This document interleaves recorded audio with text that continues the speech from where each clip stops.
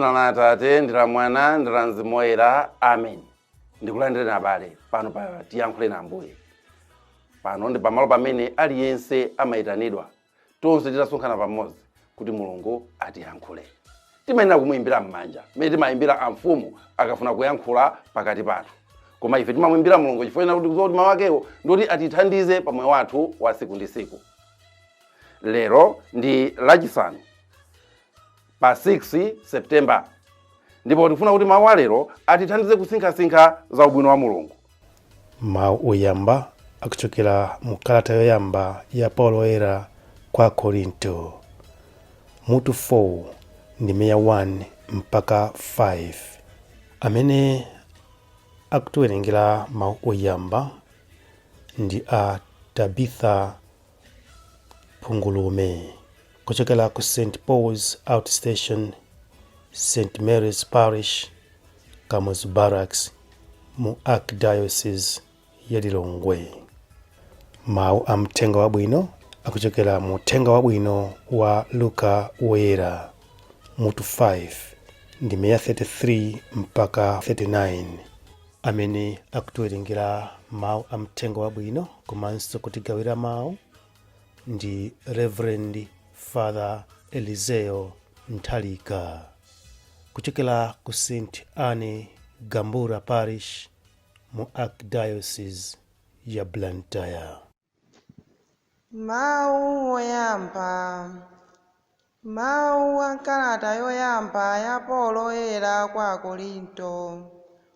Abale, muzitiona ngati antchito a Khristu, ngati akapitawo osamala zinsinsi za Mulungu. Chofunika chachikulu pa akapitawo otere chakuti akhale okhulupirika.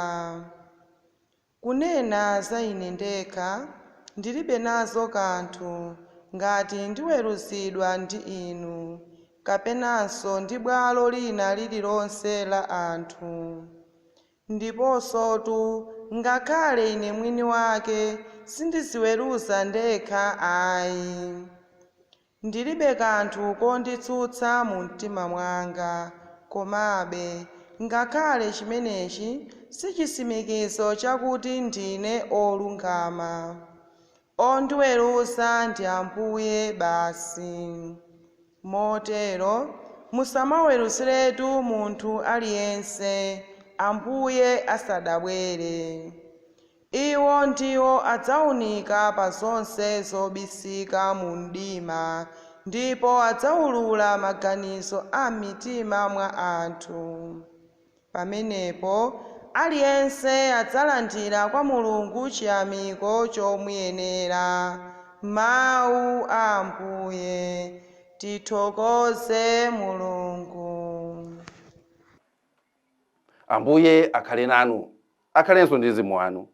Mthenga wabwino monga adalembera Luka woyera. Ulemu kwa inu Ambuye. Luka mutu wa 5 ndime ya 33 mpaka ndime ya 39. Pa nthawi yomweyo anthu ena adawuza Yesu kuti ophunzira a Yohane amasala zakudya kawirikawiri nkumapemphera. Chimodzimodzinso ophunzira a Afarisi, koma ophunzira anu amangodya ndi kumwa. Yesu adati, kani anzake ankwati angathe kumasala zakudya pamene mkwati ali nawo pomwepo? Chosatheka. Koma izafika nthawi pamene azawachotsera mkwatiyo, pamenepo ndiye azasala zakudya. Yesu adawapatsanso fanizo adati, munthu sang'amba chigamba ku chovala chatsopano nkuchisokerera pa chovala chakale.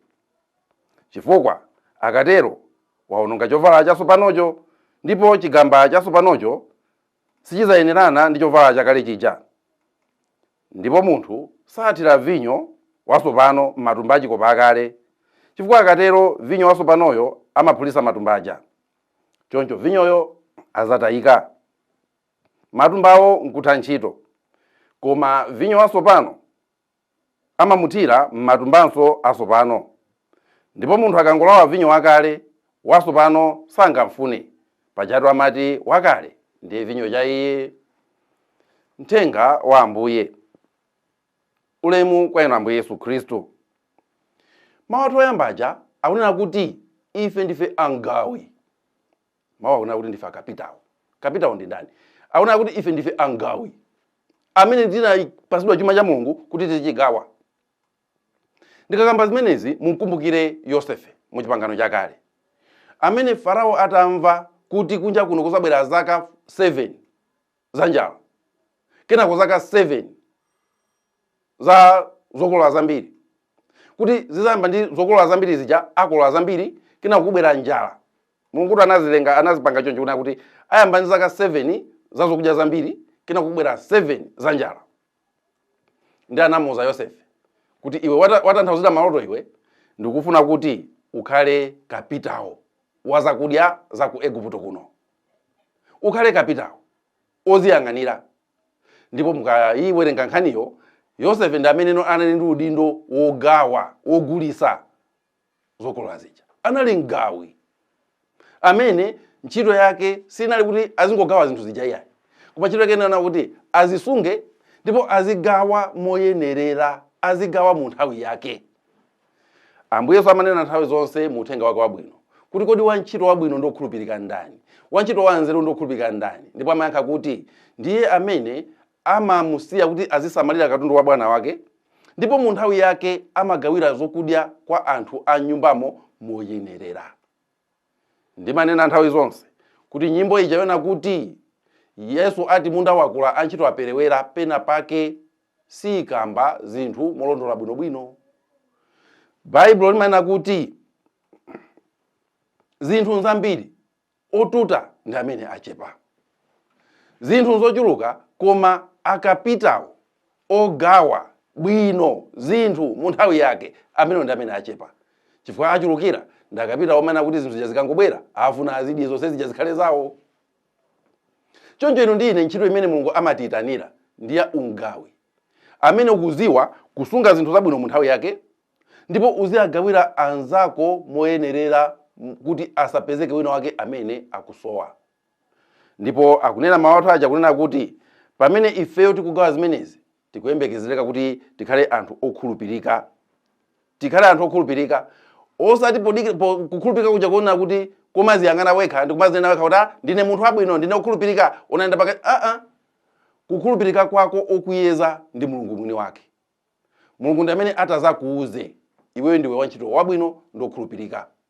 Ndipo akunena mawu oyamba chonena kuti kukhulupirika kumeneku oyeza si anthu anzako, kuti ukatenge chigulu cha anthu ako eti abale tanenani ndine munthu wabwino bwanji, anthu bwana uli ndi munthu wabwino ndipo iwo amuone kuti amapanga zinthu zabwino. Kukhulupirika kwako okuyeza ndi Mulungu amene. Koma nangapoti tili pansi pano tidikira tikafike kumwamba mpaka Mulungu akayeze? Ayi, mawu a Mulungu ndi amene amayeza kukhulupirika kwathu. Kodi zimene mmapanga tikaziyeza ndi mawu a Mulungu zigwira? Tikaziyeza ndi chikondi zigwira? Lero sitingatenge mboni zanu kuti zikhale muyeso wa kukhulupirika kwanu. Ayi, chifukwa aliyense mboni amakatenga anthu amene akuzowa kuti akamwikira kumbuyo, anthu amene akuzowa kuti anyemera.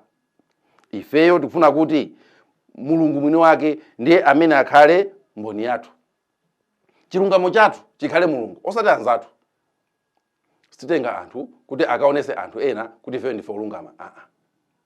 Choncho ifeyo ngati akapitawo ntchito yathu ndi imene yona kuti tigawe zabwino za Mulungu kwa anthu mu nthawi yake. Ndipo mukatenga mawu a muthenga wabwino amene ndawerengaja akukambano za mzimu umene uli mwa ife, kuti mawu a Mulungu ndi vinyo wa nyuwani, mawu a Mulungu ndi chovala cha nyuwani. Mukachitenga musakasokere pa chovala chakale, mukantenga vinyo amene musakamusiye muzikopa zakale zikaphulika.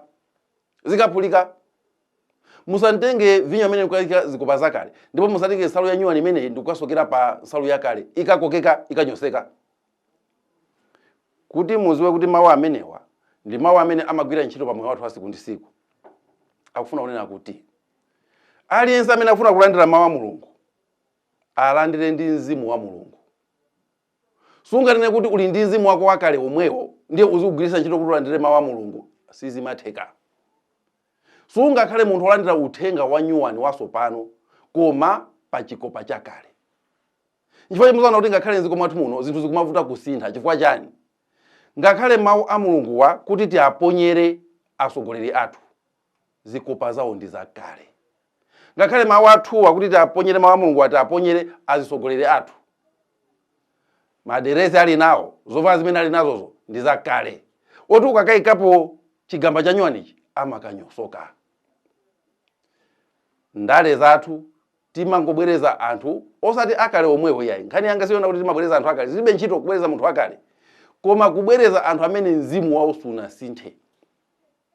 Mzimu umene anali nawo kale ndi omwewo amene ali nawo pano. Mzimu wawo usamunda ndi umene akulowa nawo mu democracy. Olo mutakhala kuti inuyo mwatenga nzeru za democracy ndi kumpasa, ngati mzimu umene ali nawo iye ndi wachisamunda omwewo, sizigwira. Mapeto ake muzingokangana, mapeto ake wina akokeka ndi kung'ambika, mapeto ake muluza zonse. N'chifukwa chake timanena nthawi zonse kuti tinamva kukoma. Nthawi imeneyo atonse akunena kuti tikufuna kuti tibwerese maganizidwe asopano, mzimu wasopano, kuganiza kwasopano. Kuganiza kwasopano kumanenedwa kuja kunanena kuyamba ndi mzimu umene uli mwa anthu, usinthidwe umene uja. Chifukwa timanena kuti mundirengere mtima wasopano, kuti mtima wasopano uzikalandira bwino mawu a Mulungu. Koma ngati tilibe mtima wasopano, mawu a Mulungu olo atakhala okoma chotani, amayipa mawu aja. Chifukwa cha Yesu amanena kuti sutenga ngala za mtengo wapatali ndi kukapasira nkhumba, sizimatheka. Sizimatheka. Choncho mawu athu alerowa akutikumbusa kuti ifeyo ngati tikufuna kuti tione chilungamo cha mawu a Mulungu, tikuyenera kukhala ndi mzimu wa Mulungu omwewo. Kuti timvese zinthu mene Mulungu amazimvesera, tikuyenera kukhala ndi mzimu wake wa Mulungu yemweyo. Inuyo ndine ngati mzimu wathu susintha, anthu amene akupanga zinthu zabwino tizatenga ngati akupanga zinthu zoyipa. Akunena mawu aja kuti ophunzira ake a Ambuye Yesu amanenedwa kuti anzawo akumasala zokudya kawirikawiri ndi kumapemphera, koma iwo angodya ndi kukondwera. Yesu anayikira kumbuyo. Yesu anayikira kumbuyo. Anthu aja akuwinya, akunena kuti ife tikusala zokudya ndi kumapemphera, taonena angodya. Sopano ngati ukudandaula nako kusala zakudya kwako, ndikuti kusala zokudya na ukondwera kapena zikukufinya. Anthu aja kuoneka kuti kusala kwawo akumasala mofinyika. Osati ndi mtima kuti ofuna iyayi, koma kuti akumasala mofinyika. Kupemphera kwawo angopemphera poti analamulidwa. Sakukunjoya kupemphera kwawo.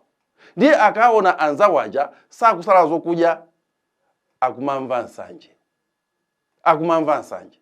Ndi Ambuye Yesu akwaoza kuti awatu usankha masala zokudya mkwati ali nawo pompo. Izafika nthawi yake yoti azisala zokudya. Inuyo mukazamtenga Mulungu ndi kukhala naye m'moyo mwanu, siku lililonse lizaoneka ngati laphwando. Mukamtenga Mulungu ndi kukhala naye m'moyo mwanu, nyengo iliyonse izaoneka kuti ndi nyengo yabwino. Kaya kukhale zuwa, kaya kukhale mvula, kaya kukhale chifunga, nyengo zonsezo zizaoneka phwando kwa inu. Chifukwa kuti muli ndi mkwati m'moyo mwanu. Koma ngati mulibe Yesu m'moyo mwanu, ndiye muziwe kuti zovuta zikabwera muzikhala pa mavuto. Nthawi yabwino ikabwera muzooneka zabwinobwino, koma mavuto akangobwera muzikhala ndi mavuto. Mukhala munthu woyendera nyengo. Muone dziko lathuli timakhala ngati anthu oyendera nyengo. Zuwa likangouma, likakhala kuti zuwa labwera, madzi pena paliponse amauma ndi matapu momwe. Ndi ahotapodi omwe amadikira mvula kuti mvula ija ibwere, kuti madzi aoneke m'mapayipi mwa anthu. Kaya ndi ayisiko munawonso amadikira mvula ibwere. Mvula ikamachepa, magezi nawo achepa. Anthu oyendera nyengo. Chifukwa kuti pena pake Yesu amene ananena kukhala m'malo amenewa, pena pake Yesu uja mulibe. Mkwati akangokhala kuti wachoka pakati panu, mmazimva kuwawa nyengo zowawa zimene mukudusamo. Koma mkwati akakhala pakati panu, ngakhale nyengo zowawa zija mmadusamo ndi chimwemwe. Ngati mbanja mwanu mkwati alimo amene ndi Yesu Khristu, muziwe kuti olo muduse pa mavuto pa mtendere, monga pamene timanenera muja, muzakhala ngati mukudusa pa mtendere pokhapokha. Kuti mabanja kunja kuno amene anthu mafika pokafunsa kuti koma inu mbanja mwanu mavuto alimo. Alimo, koma bwanji ali ndi mkwati. Ali ndi Yesu mbanja mwamomo. Akaputana kukhuluka sikumavuta. Akanyasana kubwererana sikumavuta. Koma ngati mkwati muli bwemo, mukangoputana ching'onong'ono chimachita kuziwikiratu ayambana tu ndiye mbumba yonse imabwera muzonse umabwera ukaonera nkhondo kwa inu video ya Chuck Norris kukaonera ku nyumba kwanu chifukwa kuti nyumba mwanumo mulibemo mkwati amene ndi Yesu Khristu mwini wake. Tipemphere kuti inu ndine ngati tifuna kuti moyo tiumve kukoma timuziwe Yesu ndi kumulandira moyo wathu wa siku ndi siku. Ndakuyamikani kuti lelonso munapeza mpata oti Mulungu akuyankhuleni. Siku linanso muzakhale pomwepo munali ndine Elizeyo Bambo Nthalika. M'dzina la Atate ndi la Mwana ndi la Mzimu Woyera. Amen.